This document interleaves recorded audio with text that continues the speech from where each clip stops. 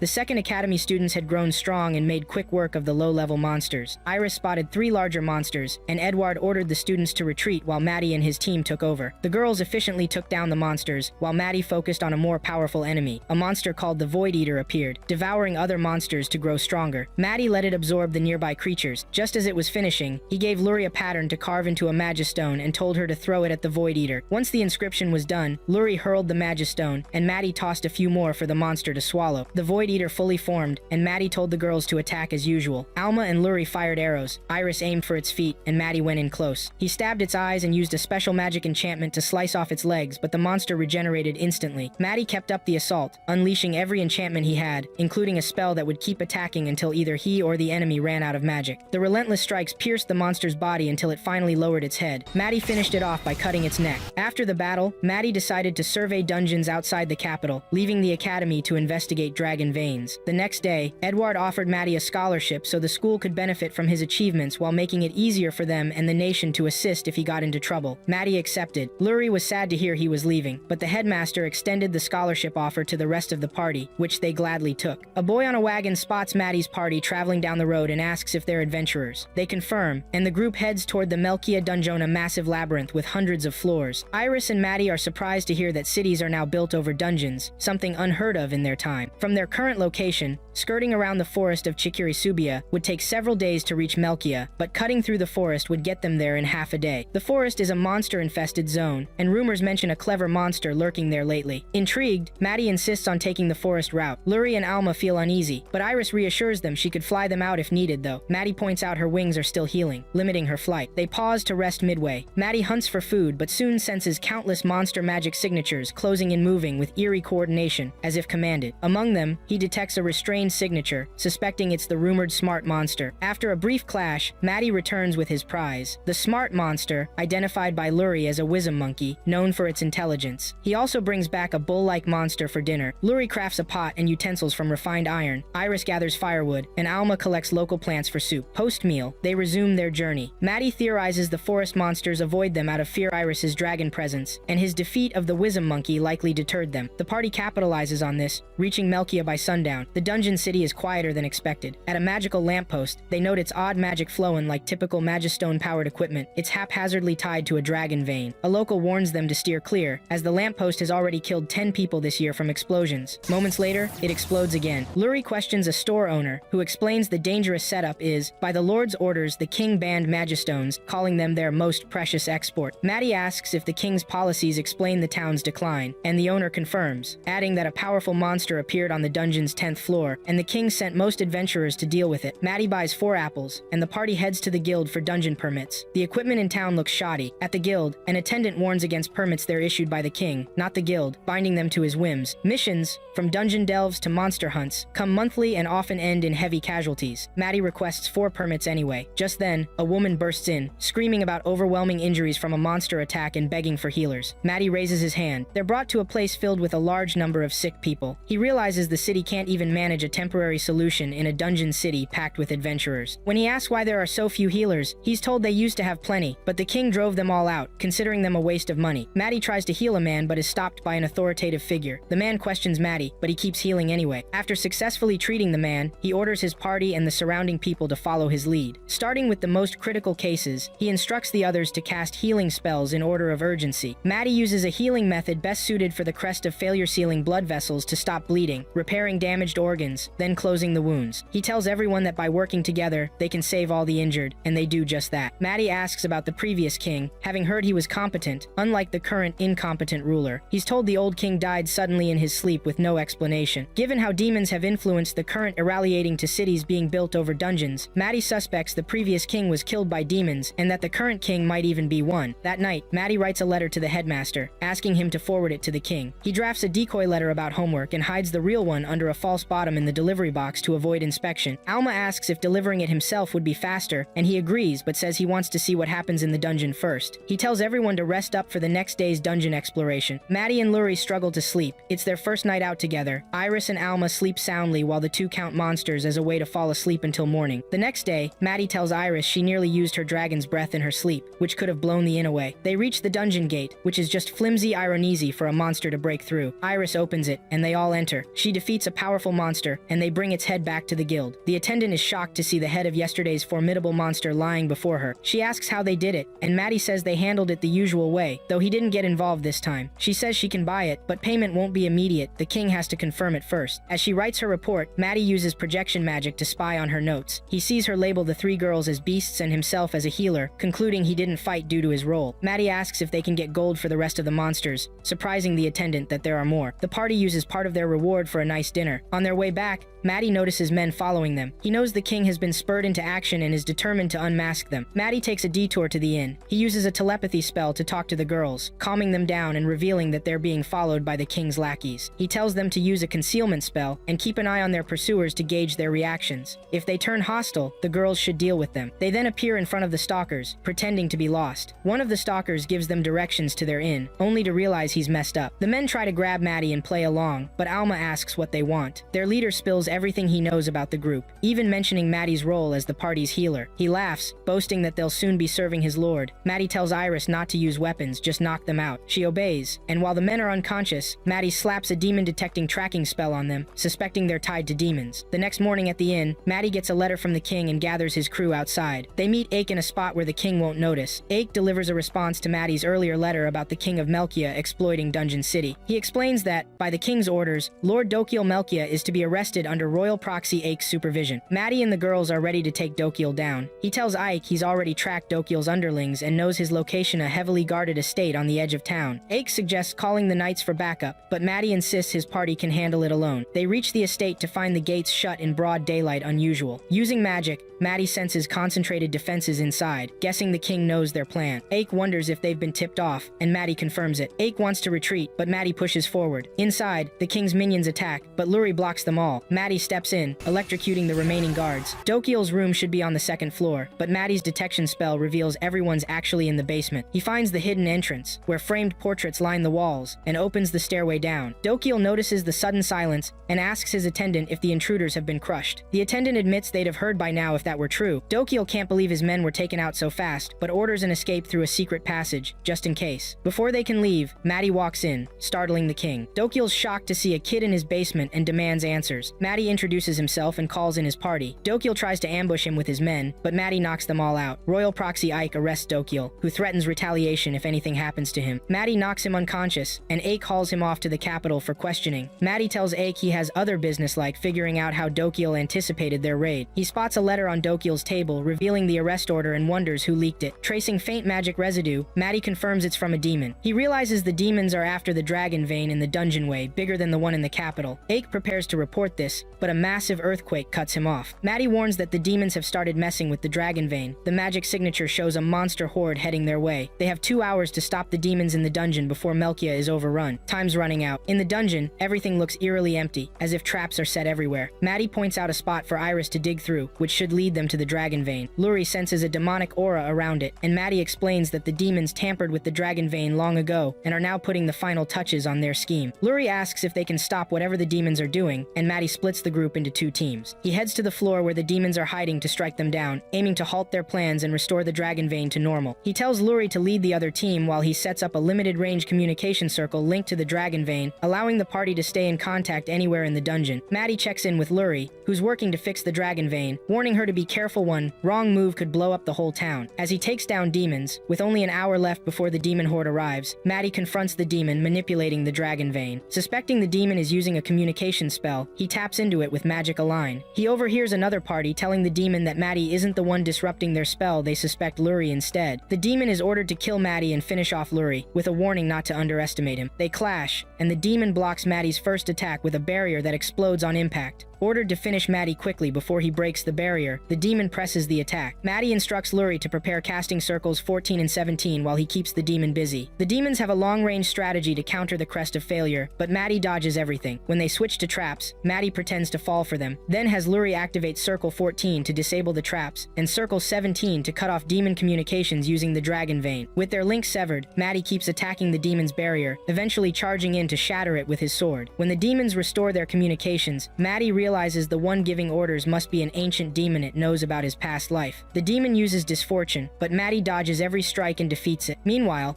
the monsters heading for Melkia start vanishing, as Luri successfully restores the dragon vein. Now, they need to find the demon giving the orders. The demon mocks Maddie through the communication spell, saying he'll never trace them back. But Maddie detects magic coming from a town called Elania, several kilometers away, though he suspects it's just a decoy. Iris asks Maddie if they're searching for the demon leader's hideout, and he confirms. When they ask how, he explains that the enemy tried to cut off their tracking ability by disabling the relay in Elania. However, the transmission spell left behind a trace of the caster's magic signature. Maddie recorded it in a magistone but needs an ancient device to trace the enemy's location. He's about to reveal he's Gaius when Iris coughs, snapping him back to the topic. The device is in the Rodinia Alliance, and with the king's help, they can cross the border smoothly. For now, they return to the capital, with Iris grumbling as the party leaves her behind to eat. At the capital, they head to the second academy, only to find their school building gone. Headmaster Edward meets them and explains they're rebuilding with thicker walls and a barrier to withstand demon attacks. Classes are temporarily held at the first academy, with students assisting in construction. In Edward's office, Maddie reveals another demon is pulling strings in the dungeon city, requiring them to cross into Rodinia Alliance territory. Edward agrees to recommend their case to the guild, noting the king will prioritize it now that demons are involved, though not all alliances are friendly. Maddie offers to help with construction while they wait for travel approval. The headmaster appreciates it, but everyone tenses when Iris volunteers. Outside, Maddie and Luri suggest efficiency improvements for the building materials. Iris tries to help but trips, sending an iron pipe crashing into part of the structure. The king grants permission, and Edward hands them a border crossing permit and a royal voucher for the Rodinia Alliance. It's Luria and Alma's first time leaving the Eyes Kingdom, and they wonder what the alliance is like. Their biggest hurdle? The area holding the device is heavily restricted due to intense magical signatures, raising fears of a calamity. Maddie relays the headmaster's advice. They must reach A-rank adventurer status to enter. To rank up, they'll need to take a test at the Rodinia Adventurers Guild. If that takes too long, Maddie jokes they could always summon a dark dragon as a distraction. Upon arriving in Rodinia, Maddie suggests heading to the guild first. A man there recognizes them, explaining the Eyes Kingdom's king requested international cooperation due to rising demon activity. Maddie asks to take the A-rank test immediately, skipping the lower ranks. The test is a mock battle with a Proctor Giluas, an S-rank adventurer obsessed with fighting. The original Proctor fled, so Giluas stepped in. No one has ever passed his test, but Maddie decides to try anyway. Before the test begins, Giluas informs the girls they've passed and should head home, then points at Maddie for a one-on-one fight. Giluas has already heard of Maddie as the famed hero of the Eyes Kingdom, a combat prodigy who's never lost a duel. Giluas starts the evaluation exam by explaining the rules. The match ends when someone is knocked out or surrenders. He adds that he doesn't use magic, just a sword. When Giluas draws his blade, Maddie spots a physique enhancement spell. They clash, with Giluas unconsciously using physique and enhancement spells mid-fight. The two trade blows evenly until Giluas demands Maddie stop holding back. Once Maddie complies, Giluas adapts, copying his moves after just one exchange. Maddie points out a flaw in Giluas' attack and overwhelms him with stronger magic. Giluas tries to block but is hurled into a wall. Maddie follows up, sword at the ready, forcing Giluas to surrender his first ever loss. Stunned, Giluas asks how to grow stronger, and Maddie hands him a book he wrote on spellcasting. Giluas struggles to understand it. Despite being strong enough for S rank, Maddie opts out, explaining they only need A rank to enter the restricted Edelus Plains in the Fokia region. Giluas warns that the area's atmosphere has shifted recently, with stricter checkpoints and parties going missing en route. At a checkpoint, they're granted passes for the main road after document checks. The girls think it was easy, but Maddie reveals magical coding in the passes identical to demon tech, hinting Fokia might be under demon control. Ahead, they spot assassins waiting to ambush them before they reach the city. To avoid chaos, Maddie decides to put them to sleep instead of fighting. He sends Luri and Alma behind the enemies with a sleep-inducing magic item, while he and Iris distract them using illusion spells. When arrows fly, Maddie and Iris block them. Effortlessly, arrows bounce off Iris, enraging her, but Maddie stops her from retaliating to prevent noise. Luri and Alma activate the item, knocking out the attackers. Luri and Alma fall asleep because of the magical item's effects, but Maddie cancels the spell and wakes them up. Luri feels embarrassed and apologizes to Maddie for dozing off. Meanwhile, Iris has drawn ink all over Alma's face, making her furious, though Iris denies it. When they reach Fokia, the whole place gives off a creepy vibe. The city has a demonic magical structure, with over 30 faint magical signatures scattered around. Maddie explains to Luri that the reason they feel weak is likely because the demons are hiding their presence. Fokia is crawling with demons, and while regular demons don't usually work together, demodemons are different. They're a rare offshoot of the demon, race-unable to use spells, but highly coordinated in groups. Maddie warns that if demodemons are running the city, it's the worst-case scenario. They decide to sneak in through a hidden demon passage Maddie knows about. The passage leads to the city center and resembles a sewer system. As they walk, Maddie's detection spell picks up a demon ahead. Unsure what to do, Maddie suggests they just walk past it. He uses a stupefaction spell to dull the demon's senses, defenses temporarily, letting them slip by unnoticed. At the city center, the townspeople seem to be in a trance. Maddie senses strange magical signatures and checks a random person, identifying the spell as thought paralysis, a type of stupefaction magic. The townspeople eventually line up and enter a factory, where a demon casts thought paralysis on them. Maddie decides they need to investigate, so he preemptively casts a defense spell to block the effect. They pretend to be under the spell and enter the factory. Inside, they find advanced equipment refining ore on a massive scale. Maddie recognizes it as Rankine magical ore, which can be turned into explosives. A ton of it could destroy an entire kingdom, but gathering that much would normally take decades. Seeing such large-scale production, Maddie suspects a powerful demon with deep knowledge of magical tech is behind it. Luri asks what they should do, and Maddie concludes the factory is too dangerous to leave standing. The thought paralysis spell will damage human brains over time, so they have no choice but to take down the demons. The 32 Dimidamons are spread around the city center, but Maddie doubts they'll scatter. He plans to use their teamwork against them. At night, the demons detect an unknown magical signature in Area 51. They immediately shift into their demon forms. Recognizing the massive energy, they're ordered to locate and eliminate the source right away, surrounding Area 51, but they find no trace of the enemy. They regroup and encounter Iris. While the demons focus on her, Maddie starts cutting them down from behind. The demon leader watches from a distance, confused by the chaos. Maddie's plan is to mask Iris's huge magical signature when they first enter the city, then reveal it all at once. Luri and Alma's job is to break up any demon clusters. The three of them stay hidden, picking off demons one by one. As the demons chase Iris, Maddie alerts Luri and Alma, then hurls Magistones infused with basic explosion spells to distract them. He finishes them off from behind. Thanks to their shared consciousness, misinformation spreads fast among the Dimidamons. Convinced the town is rigged with traps, they're ordered to hold position and scan for threats. Maddie tells Luri and Alma to use conceal magic to avoid detection. When no traps or intruders show up, the demons start moving again, and Maddie's team continues taking them out across the city. The demon leader grows suspicious and examines a dead demon's body, detecting two magical signatures. He realizes the demon wasn't killed by an explosion but by a blade. Someone's hiding and attacking them. He warns the others, forcing Maddie to tell the girls they'll have to fight the remaining demons head-on. The demon leader prepares to purge the city of intruders, even if it means destroying half of it. When one demon volunteers to retrieve magic crystals from the factory, Giluis takes him out. Maddie senses Giluis's arrival through his magical signature, as Giluis cuts down several demons, leaving only the leader. The leader assumes Giluis has been behind the killings all along, and charges at him with dual swords. Maddie eliminates two demons near Giluis, while Iris takes out the last four, leaving only the boss. Giluas and the leader clash, until Giluas finishes him off with a powerful spell. Luri heals Giluis with a spell, and the demon rises again with glowing red eyes, lunging to attack, but Maddie blocks the strike. The demon's magical energy surges stronger than before, and Giluas receives a message from the earlier demon, warning that the seal will soon be destroyed and the demon fully revived. The creature crumbles to dust, and Maddie explains to the girls that someone used powerful magic to reanimate the corpse, but the body couldn't handle the strain. The commotion draws the crowd to the town center, and with the Dimidamons defeated, the thought paralysis lifts. Giluas steps forward, introducing himself and taking full control of Fokia under the Emergency Authorization Acta rule, letting high-ranked adventurers temporarily lead in the absence of a town leader. After searching for someone in charge, he appoints the foreman as Fokia's provisional lord. Giluas hands Maddie's party a guild permit granting access to Fokia's restricted zone. He admits he needs to return to training. He can't keep nearly dying every time he fights a single demon. Maddie and the girls head for the device they came for. The building looks like it's from an ancient magical super civilization, and Alma marvels at the lost tech behind it. The ruin is one Maddie built in his past life. At the top, he tells Iris the device is inside. Finding no entrance, he made the structure too sturdy. Luri catches his slip about building it, so he backtracks, joking that Iris might dent it if she goes all out. The real way in? Channel magic into the pyramid. They do, and it opens automatically. Before jumping down, no stairs here, they cast enhanced physique spells. While Maddie preps the device, he sends the others to scavenge for usable items, sold weapons, treasure,